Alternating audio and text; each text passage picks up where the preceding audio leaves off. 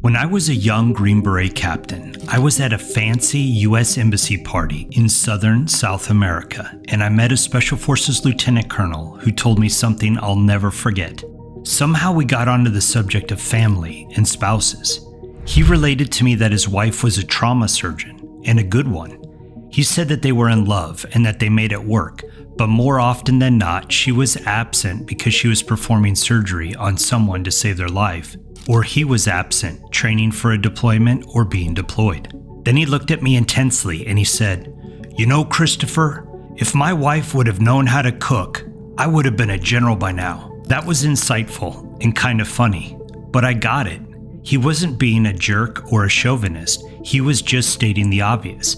If a man has a supportive wife who compliments him and his man plan, then he has a much greater chance of being successful in his special operations career. Greetings team, this is Christopher Littlestone of Life as a SpecialOperation.com, and in today's video we're going to talk about special operations families and how hard it is to be a special operations family, and we will do so by discussing the ops cycle, sacrifices, and the importance of special operations, stresses on the family, divorce rate, disaster families, and then we'll finish off with good news and discuss successful families.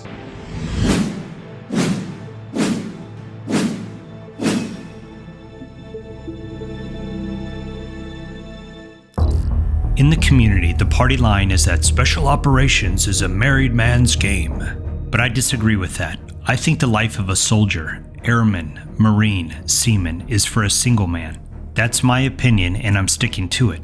But with that said, and with the right spouse, and a lot of deliberate effort, it's possible to have a successful special operations family. Let's jump in with a discussion of the ops cycle and why special operators are never at home. The ops cycle is a never-ending cycle of preparing for a deployment, deploying, preparing for a deployment, then deploying. During the height of the wars in Afghanistan and Iraq, most units were constantly preparing for a deployment, then deploying. For the conventional army, it was 2 years of train-up and 1 year of deployment. Let's give this a ratio of 2 to 1, 2 years of training to 1 year of deployment. For special operations, it was 6 months of train-up, 6 months deployed. So in this case, it was 1 to 1. Now that we're no longer in Iraq and Afghanistan, and governmental leaders gave billions of dollars of equipment to ISIS and the Taliban, the entire military is no longer so deployed. But many conventional units are still doing a rotation here and there, for example to Korea or to Poland. And this would involve a schedule of 3 years advance notice to prepare for a 1 year rotation. So let's summarize this as only some units have an ops cycle of 3 to 1. But with SOF, nothing's changed. They're still training for deployment, deploying, training for deployment, deploying. Sometimes they deploy for 6 months and are back for 6 months, and sometimes they're only gone for 3 months, back for 9. Either way, they're deploying every year and always busy. Not all jobs are the same. Some are more important than others and require more of a sacrifice, more ownership. For example, a banker works 9 to 5. An Air Force linguist works 9 to 5. But a police detective or an FBI agent is always on call. The crime happens and they investigate. What they do is a matter of life and death. It protects their community. I have a friend who was on a special FBI task force whose wife was irate that he missed another of their son's baseball games. "Oh, but sweetie, we just captured number 3 on America's Most Wanted list. This dirtbag terrorist is off the streets. You have no idea how many lives we just saved." But the wife doesn't care, and the son is still sad that dad didn't go to his baseball game. In a way, being SOF is like being a senior police detective. Protecting the nation requires dedication and sacrifice. You only have a few months to train and prepare for your next deployment. And so you have to go to the night range instead of on date night, or you have to go to an essential course or school rather than being able to watch your son play baseball. Being the best of the best, the tip of the spear requires some sacrifice, and for sure the family feels it the most. Serving in the military is hard on every military family. That's why it's called the service.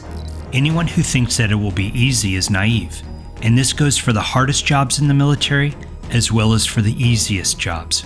We all have to move from one base to another. Deployments, long hours, demanding work, morning physical training or PT formations, end-of-the-day formations, safety briefs. Sometimes you do shift work, sometimes you work through the weekends. But truth be told, the special ops units go harder and faster than their conventional colleagues, and this intensity adds another burden to the load of stressors that military families bear. The most recent study that I could find for a full calendar year was for 2023. In 23, the civilian USA divorce rate was 2.5%. DoD divorce rates were 3.1%. If you generalize, then this isn't too much of a difference. But if you're a politician or a member of the media trying to get people to watch your channel, you could divide the difference of 0.6% by 2.5 and report, breaking news, military marriages are 24% more likely to end in divorce. But if we go deeper, the enlisted divorce rate is 3.8% and the officer divorce rate is 2.6%, which is only 0.1% higher than the national average. SOCOM did a study in 23 that reported slightly higher divorce rates than the conventional Army. And in 2024, independent analysis reported that special operations units with a high op cycle also have higher divorce rates. Exact numbers were not released, but the Army's internal AIGPT reports soft divorce rates at 4 to 4.8%. I didn't keep a record of these statistics while I was on active duty, but these numbers feel right. Let me tell you a bit from my experience. In my Special Forces company, which had approximately 100 Green Berets, I would have guessed that maybe 3 or 4 guys got divorced each year. So that mirrors the 3.1% annual divorce rate of the conventional Army and the 4+% rate of SOF. But if you look at the statistics over a 10-year period, that would mean that 30 to 40% of the men in my unit would have been divorced. And while that seems high, I feel like it could be right. What I do know for sure is that on my team of 12, we had 4 train wreck marriages, we had 4 successful marriages, and we had 4 bachelors. The takeaway is that a third of the SF guys that I knew like brothers had lasting and even strong marriages. So it is possible, but that requires picking the right kind of spouse. For fun, but also as a warning to young soldiers, I feel like it might be a good idea to tell a story or two about some terrible marriages. Consider a woman who shot at and tried to kill her Special Forces husband. Thankfully, he escaped and evaded without harm. Consider a woman who broke up the marriage of a sergeant and then later married him. Then she broke up the marriage of an officer and later married him. Then she broke up the marriage of a colonel. Voila, mission accomplished. She's now the colonel's wife. Consider soldiers who marry the prettiest girl in the village, who was looking for nothing more than a free trip to the United States. A month after her citizenship is finally approved, she goes on a huge spending spree with all of her credit cards, empties the bank account, calls the unit's commander and makes a formal complaint of domestic violence, files for divorce, then skips town, never to be seen again. I mention this extreme situation because I've seen it sadly too many times. This type of ruthless sociopathic behavior can absolutely ruin the life of a soldier or take them years to recover. And I've seen it happen dozens of times in every branch of the military. But on the other hand, I know a lot of strong marriages. I'm in a strong marriage, but I don't discuss the specifics of my life and my family because I'm extreme about our security and privacy. However, in all successful soft marriages, the common denominator is that the wife is self-sufficient and 1, shares her husband's patriotism, or 2, the wife knew about and accepted her husband's commitment to his career and the soft lifestyle before they got married. A good, strong marriage can last for 50 to 60 years. So the 5, 10, or 20 years that someone's in the special operations community is only a fraction of that time. But no marriage is going to survive 6 months deployed, 6 months of training for deployment, unless they have good communication, a shared purpose, and the wife is able to run the household while the operator is deployed or gone. You guys know my anticipate, mitigate strategy for risk management. Anticipate the risk and then find ways to mitigate them. So you mitigate the risks associated with the special operations divorce rate by staying single. And if you must marry and you want to start a family, you mitigate the 1-to-1 ratio of the op cycle by marrying a self-sufficient woman who can run the household while you're absent. And you mitigate the extra drama that a bad wife brings to the family by not marrying an incapable woman, or a mean woman, or a selfish woman of low character. Proverbs says, better to live in a desert than with a contentious and angry woman. In conclusion, the demanding ops cycle, particularly the relentless one-to-one ops cycle experienced by Special Operations Forces, undeniably places significant strain on military families.